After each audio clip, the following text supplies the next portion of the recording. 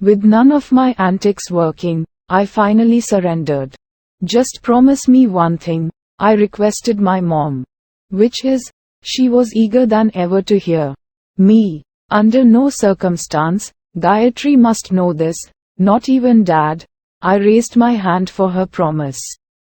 She promised that no one will know about this, and kissed me in my cheek with love. The next morning, I left her in teacher's cabin and went to watch the rehearsal. Sometime later, she came out with some notes and signaled me to come. "Thank you, madam. Varshan will come tomorrow." She thanked my teacher and we started heading home. After reaching home, she made me sit beside her in the dining table and spread out the notes. "Okay, I spoke to your teacher about your role. It's pretty good actually." She attempted to cheer up. "Whatever," I shrugged her off in no time. Pointing to notes, she began, "These are your dialogues. And this is your dress code for play." She took a note and pointed to the dress column. I began to mind read them one by one. Finally, saw a word that I dreaded the most. "Salva?" I questioned my mother. "Yes," she nodded back. "We have only 4 days for the play. I need you to speed up," she said as she gathered the dialogue notes. I snatched the notes off and got up. "One more thing, since the act requires you to dress in salva, I want you to wear them in home till the drama ends." Her words threw me off. No, I rejected the idea immediately.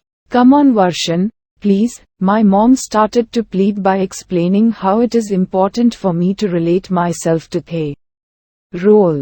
"Okay, I will do it," I mustered half-heartedly after multiple pleading. "Seriously?" My mom once again started to repeat her explanation. "Stop or I will change my mind," I fired a warning back at her. Day 1, the rehearsal was a walk in the park for me as I have seen it from Rajan's days, which even surprised my teacher. Coming back from practice, I saw my mom waiting for me in the bedroom with different colored solvers spread across the bed. "These are sister's old ones, which might fit you.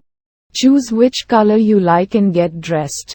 I will wait outside." She shut the door as she left. After spending literally 15 minutes, I took one red-colored salva and wore it. Since it was perfect fit for me, I left the others untouched. After spending another 15 minutes standing in front of door, I opened the door half and poked around to check on my mother. Seated on the sofa, she noticed me and signaled me to come out. "Don't laugh," I warned her with a stern tone. She assured me by closing her mouth with her hands. I gathered enough courage and stood in front of her. Upon seeing me in salva, she unintentionally laughed. "Mom," I raised my voice again. She controlled her laugh and asked me to sit next to her. "You look beautiful." She gave a tight hug. At this moment, I felt very different emotion from her. She had hugged me a lot, but this was different. I could not put my finger on it but felt it. She placed the other dresses back in the wardrobe and went to sleep. I continued watching TV but couldn't resist the sensation of the dress. The silky smooth cloth, the design patterns, the stone works gave huge spike in my heart rate whenever I touched them. Later, I jumped out of sofa towards mirror to check upon me. The moment I stood before, I was stunned to my core. With no facial hair, I really looked like a girl, if she had cropped hair. Now I understand the reason behind her hug. I patted myself and started to roam around the home enjoying the feminine touch. This feel continued till night, but I made sure my feelings were secret. Day 2, the rehearsal was a usual one, but the red salva kept me restless. After practice, I ran to my home to wear it again. My mom, who noticed my arrival, came sprinting towards me shouting, "Wait, wait." She quickly grabbed my hand and made me to sit on the bed. Confused by her actions, I sat still as she dived through pile of dress. What made me more confused was the item she took from the pile, a bra.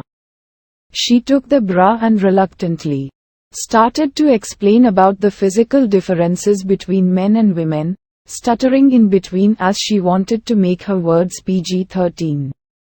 "Mom," I mumbled at her. She was busy explaining, she did not bother to hear me out. "Mom," I raised my voice a bit. Yes, she finally had my attention. "I am 9th CBSE student. My biology subjects taught me more than you are teaching me now, and yes, I know the differences. Also, its use," I spoke in a collected manner, pointed towards her bra. "Oh, okay." She came back to normal. She hooked the bra and inserted cloth to make it round shape. After helping me in dressing once again, she dozed to sleep. But this episode deprived me of my sleep. The straps, the breast look alike gave me chills every time I looked upon myself in the mirror, which carried on the entire day. Day 3 and day 4, the next day too, had a huge surprise in store. After coming back from rehearsal, I noticed my mom was waiting for me with a bag. "Quick, get dressed." Upon hearing, I dressed up fast and came out. "Sit here and close your eyes," she pointed to a plastic chair. I did the same. With no questions asked. "Let's get you ready." She sounded like a person on a mission and started painting my nails, followed by lipstick and other accessories women wear every day.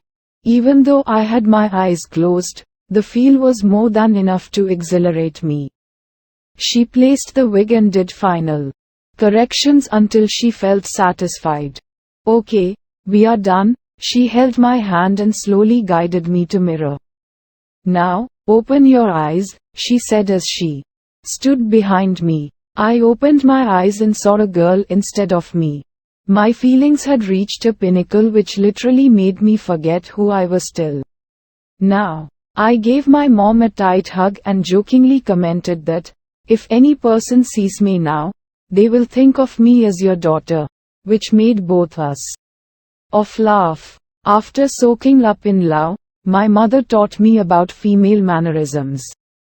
This practice continued the very next day as well, with me taking the friend role and her taking different roles based on the script, and we enacted the entire play to near perfection. D-Day. Finally, the annual day arrived. Since play starts only at evening, my mom and me had one more round of practice in morning and assembled behind the school stage by 5 p.m. The first act was done by 6:45 and I ran towards backstage to change my dress. My mom took me to change room and began her magic. The moment I stepped out of change room, the entire world slowed down. This time it was due to excitement, not fear. I reached the backstage along with my fellow mates, where my teacher began instructing about the next act.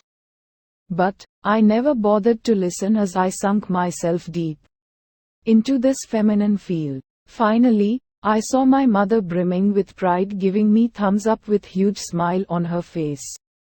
I gave a wink and turned my attention onto the stage. Teacher began her countdown with her fingers.